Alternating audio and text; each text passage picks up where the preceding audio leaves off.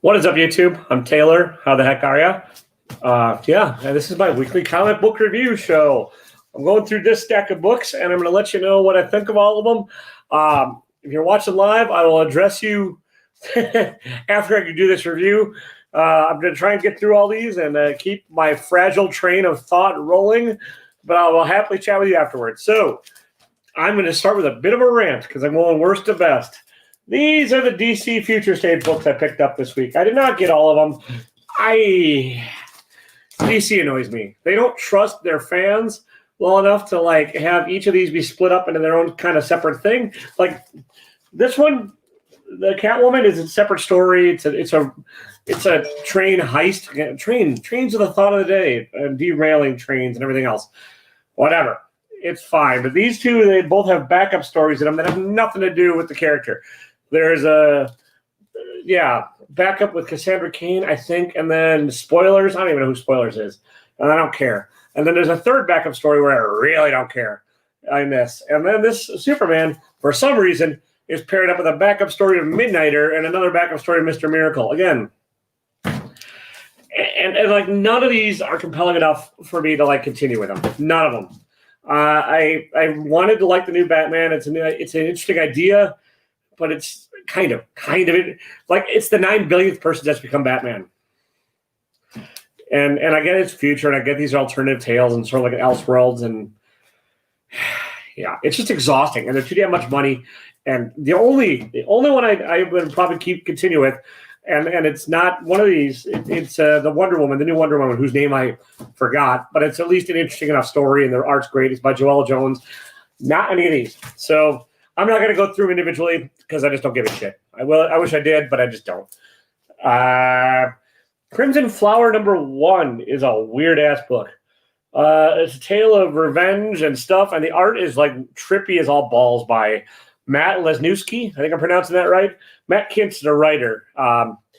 And I think I've been following, I believe, the artist on Instagram for a while called Matt Draws Comics. Interesting art. It's kind of Robert Crumb-ish, 60s, 70s underground, but it's trying to get paired with a modern story.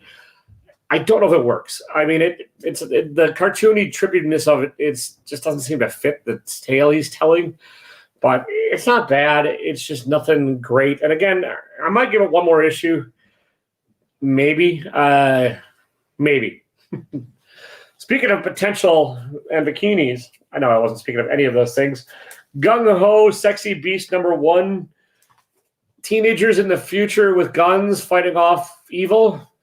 I don't know. It seems like there's, I don't know, all the writers talk to each other and stuff, but it seems like things go in waves, and we're in a post-apocalyptic wave of books for indie writers now, and this is another one. It's okay again. The art's actually pretty decent. The story has potential. There's just not a lot of story there in this issue. Instead of actually having this be a full book, the last 10 pages are a Conan preview or Red Sonja, whatever. Frost Giant, who cares? I don't know. It was a cover buy because bikinis in January. I don't know. Whatever. Jennika #2, issue 3. I bought this on accident. I was trying to get Teenage Mutant Ninja Turtles 113. I grabbed the wrong thing off the shelf. It's okay. It's you're sort of finding out what's turned everybody into teenage, non-teenage mutant ninja non-turtles, other animals and stuff. You find out sort of what's behind it in this issue, not to give a whole lot of spoilers away. And it's not so subtly dealing with prejudice and outcast and society and class warfare and monetary warfare, and it's fine. It's just a little heavy-fisted. All right, Batman and Catwoman #2. This is Tom King being extra Tom Kingy. Forwards and backwards in time. Not writing for the issue in this, I don't think. He's got this overarching story that I'm sure is going to be pretty interesting when it's all said and done. And it's interesting enough in the issue. And there's just enough of a story beat in here where you might want to pick it up if you can. But you're going to be probably better off either if you buy the single issues, just wait and read them when it's all said and done, or wait for a trade, because I think you get much more love out of this. The art by Clay Mann's fantastic. Lots of splash pages, kind of weird splash page choices in some of it, but I like Tom King's writing. I don't hate his Batman. I know a lot of people did. I like his Selena Kyle. But again, it's just kind of disjointed enough and timey-wimey enough that like you could probably hold off on it. All right. These next bunch are the kind of decent ones. It's actually a pretty good week for comics, really. American Ronin number 4. I like the cover. I like the scooter. It's Peter Milligan doing weird pseudoscience-y Peter Milligan-y things. You know, there's the American Ronin's on the run from other Ronins. What's the plural of Ronin? I don't know. Whatever.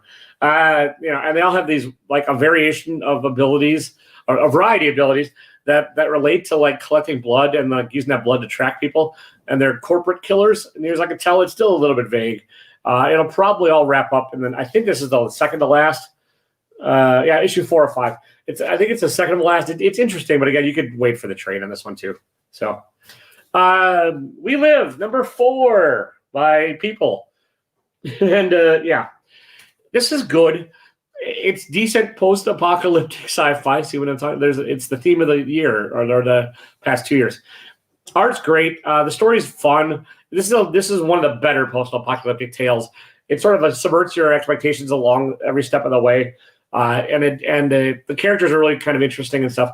I do recommend this one, and it has a soundtrack. I've not listened to the soundtrack. I don't like listening to shit when I'm reading comics, even if it's music. I just like silence. I like to be at one with the peaceful nature of quiet and rambling words that don't form coherent sentences in my head. And when I say them out loud, they're even less coherent. But yeah, it's a fun one. It's not my favorite issue of this series thus far, but it's a solid issue and worth picking up. I don't want to give a whole lot of spoilers. Let's just say this far into it, there's aliens that have come, and they're only going to take a percentage of the population away to some other world because we've wrecked the Earth. And this is kind of what's happening along the way. It's not exactly what you think, but that's the short gist of it without being too spoilery. All right, Scumbag number 4. Scumbag's fun. It's Build is the worst person on Earth, but like in this issue, you find out he might have a little bit of morals, maybe, possibly, but he's probably still for sale. And he just likes doing drugs and having sex, and it somehow has to save the world while doing it.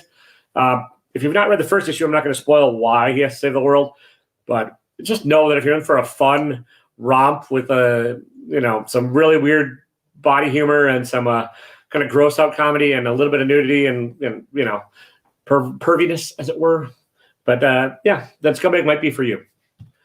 All right, on a completely different tone of voice, Barbalian Red Planet number 3. This is the Black Hammer version of basically of the Martian Manhunter.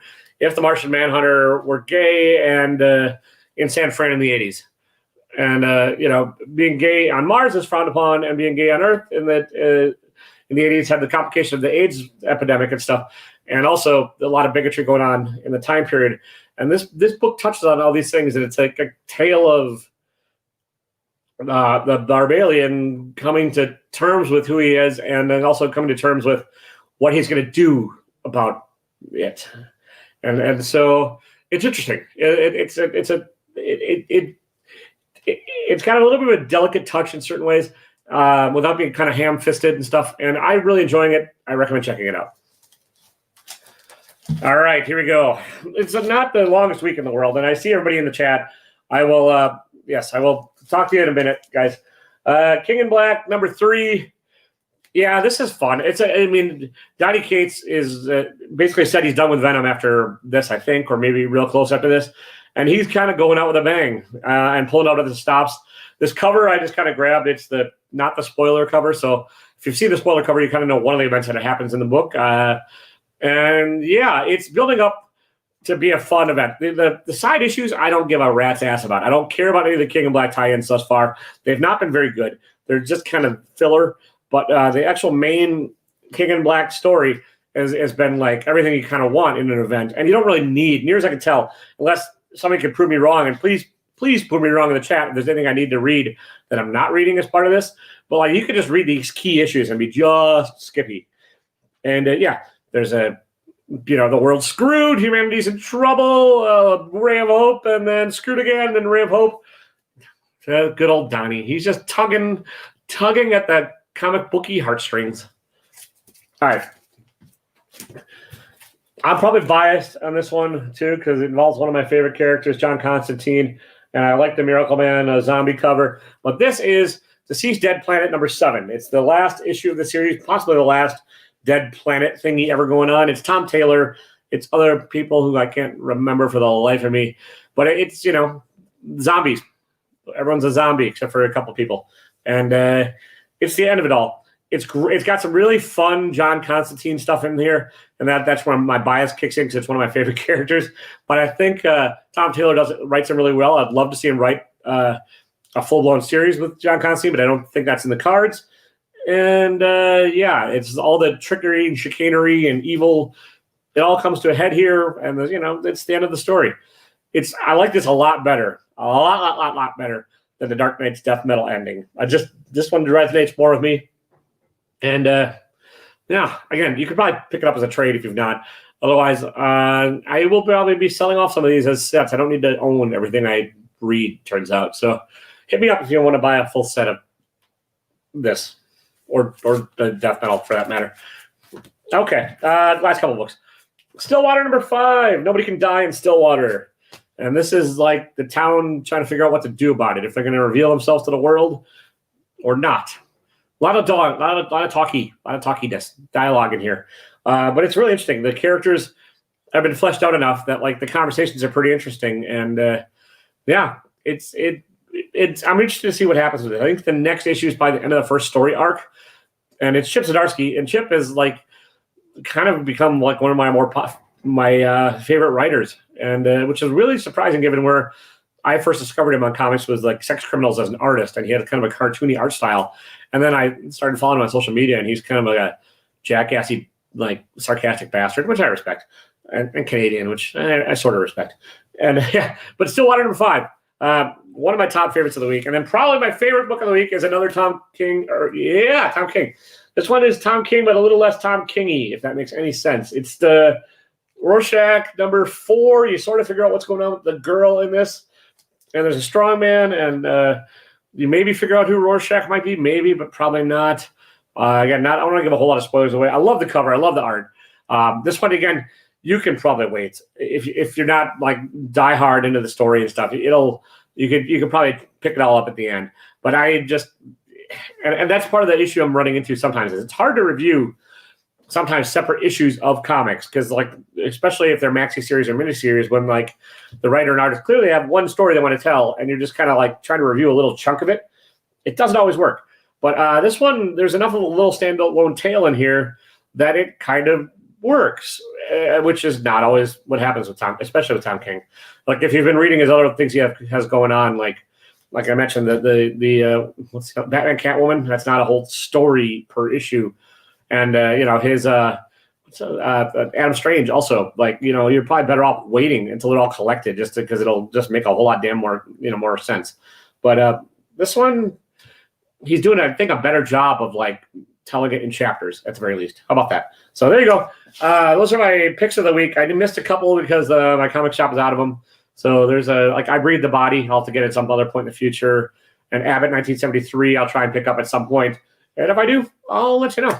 Thanks for watching. I'm going to chuck the chat in a couple seconds. But yeah, this is my and again, I go live without an announcement on this one because I just want the chance to review everything, but without and then talk to the audience or what have you.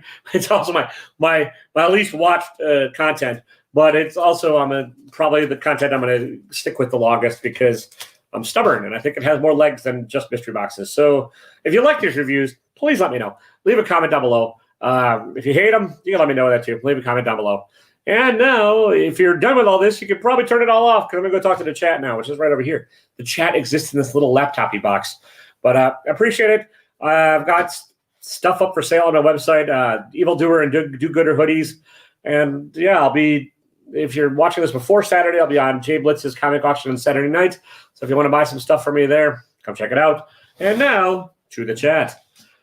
All right. Let's see who we got here. Les Crucius, how are you, sir? Small town, I'm going live while you're working.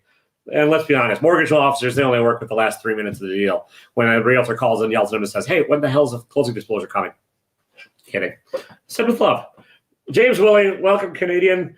DJ Lynx, how are you, sir? You can get... Legion of Comics, welcome. James, I don't know what you're talking about as far as what you're saying price grab for hot garbage is. Oh, unless you mean the DC future state. Yeah, you're probably right. I think they had all these things in the can and just didn't know what to do with them, so they're trying their damnedest. But it's DC; they're messing it up. See, Legion, I don't love it, but we can agree to disagree on that one. Like I said, the only one I'm going to keep up with is Wonder Woman. Jake, we do live in trauma times. I'm waiting for the Trauma reboot and Toxic Avenger movie to come out. R.I.P. Okay, yeah, everybody dies, James. Like they all die. It's comics. Adrian, welcome, sir. Rob, welcome. After Legacy 200, you might need to fill me in as far as what you're actually talking about there. And yeah, James, you are losing me today. I don't know what you're talking about. Sorry. Jamie, welcome. Slotted up. How are you? And Real Far Dinkum, I picked up Space Bastards and I reviewed it last week, sir. I liked it quite a bit. Yeah, I will probably keep up with it. It's one of the ones that I really like. So yeah, it was one of my favorite books last week. Laptop doohickey. Okay, I am just the chat is just baffling me right now. Oh yeah, never mind. Yes, this is my laptop doohickey. Don, how are you? Welcome. So yeah, those are my comics this week. What have you guys been reading? What are your thoughts? Let me know. Like anything I missed, anything that I should be reading, anything that I've read that you hated. King in Black tie-ins. Okay. Yeah, okay. Still, I'm sort of catching up, James. Just the little fragments are still losing me a bit, but all right. Yeah, it's the middle of the day for me, Jake. But yeah, this is all I just tend to blather nonsense, whatever. So yeah, I know, chat. I realize that, Rob, but it made more sense for me to review everything. Yes, Adrian, I will happily read my comics to you as long as you just drink warm milk and snuggle on the couch. I'll come over and I'll read them in dulcet tones and point out the pictures to you and tell you a good tale. So yeah, I get that the chat made more sense, Rob. I'm trying to double dip here and make the content interesting for folks if they just want to catch the review, and then also make it fun for folks afterwards, I guess. And I don't do a good job on necessarily saying all that. So yeah, James, I will never forget the cookies. So yeah. Yeah, I don't know. And I know I'm not locked in a time for these reviews, which is not helping the views either. I'm doing them when I have time and when I finish reading the stack of books. That's kind of the honest truth of it. So, Jake, would any of these make good TV? Any of the Tom King stuff? No, not really. That maybe the Adam Strange actually might make the best trade of the stuff Tom King's working on. Otherwise, I don't think the rest of them would. Like a lot of, let's see, Stillwater would actually probably make a pretty good show. And let's see here, what else we got here? Scumbag actually might. Scumbag would be a lot of fun if you get it somewhere where there's no network restrictions or anything. We Live, maybe. I think they'd mess it all up. American Ronin. I think American Ronin has possibilities, but it'd take a whole lot of explaining to make it all work. And I don't think that makes for great TV. Otherwise, what do we got here? Yeah, as far as what I would convert to a TV series, that's kind of about it. The rest are okay being comic books. And I like comics that are just meant just to be comics. As a pocket, then I have to do T-shirts with pockets, Rob. And then I don't think I can even source a T-shirt with pockets anymore. Nobody does pockets. Pocket T-shirts. But I do like the evil mustache. There was an alcohol company in Seattle for a few years that had the kind of vaudevillian mustache logo as their thing, and they had can't remember what that's called, but back when I lived out there, they had all these quote unquote viral videos of supervillains, and not related, not a good story. That's how I roll when I freeform. I can do the small logo on the front. Yeah, pocket tees are great because you can store things in your pocket then. But they just made for a they don't make for a slimming silhouette. Oh, it makes you for the manly barrel chest. It's when the logos go below the down here in the nether regions. I get it, yeah. But see, if you draw the eyes up away from the belly, you're in good shape, Rob. That's that's just straight graphic design. And I have no idea what I'm talking about. I'm clearly rambling on that one. But I could work on. I could at the very least get you a sweatshirt possibly with the logo on the back, Rob. That's probably easier to do, like a zip sweatshirt, and then maybe a pocket mustachio. It's also the problem is like if every surface you print on costs more. So like a little mustache will probably double the cost of a t-shirt, which is when I'm designing it, I'm trying to figure out if it's worth it. And I realize this has absolutely nothing to do with comic books, but that's just kind of the nature of the beast. Like every little area that you print on costs more. So like a sleeve costs more, a little mustache would cost more, and the back costs more. So, well, there you go. You have a barbecue team. I need a team of barbecue. Can I have a barbecue eating team? We're not competitive. We just sit around and eat ribs. Oh, that sounds good. That sounds like fun. That's what I want to do. I just want to sit around and eat ribs, and wear like t-shirts that are pre-splattered, so if I stain them, it doesn't matter. Yeah, you're probably paying a fair amount for each shirt, then, Rob. I mean, these are all on demand. The ones I do, so they get printed as people order them because I don't have the wherewithal or the space or the money to like carry inventory of shirts. So it's a little bit of a premium right off the bat, but at the same point, then I just I don't have to touch them. Like they get printed and shipped out to people without me having to actually deal with them. I do order samples to make sure the quality's there usually, but I don't have to carry an inventory. So. James, yeah, there we go. A comic book club that just sits around and eats barbecue and then reads comics and wrecks all the comics with their barbecue fingers. Sounds like a grand idea. Yeah. What else we got? Anyone else in here? Probably not. I kind of did I kind of stealthily did this just to one of the reasons I kind of went live without announcing it is just to kind of limit the people in the chat. So it's controllable at the end, and I didn't feel guilty for not talking to everybody while I was reviewing. So, saucy guy, I could, yeah, there you go. The Adrian, Jake, yeah. I will get there slotted up. I need to change my, I need to get my logo SKUs so it's comic book related. So, James, I am done reading Future State stuff, sir. No, thank you. But I'll eat barbecue and rub my barbecue hands all over it.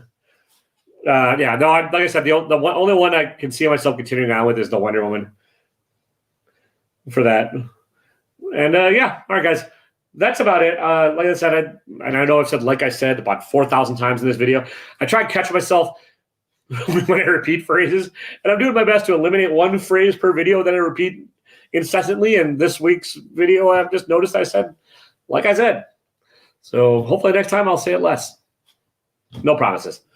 And on that one, I am going to get the hell out of here and put comics up on eBay because I got to sell some comics in order to keep buying all these comics and stuff. So if you like what I'm doing and you want any of the t-shirts or stuff we're talking about, if you want me to modify them, let me know. I can work on that. And, hey, I have a shirt that says this.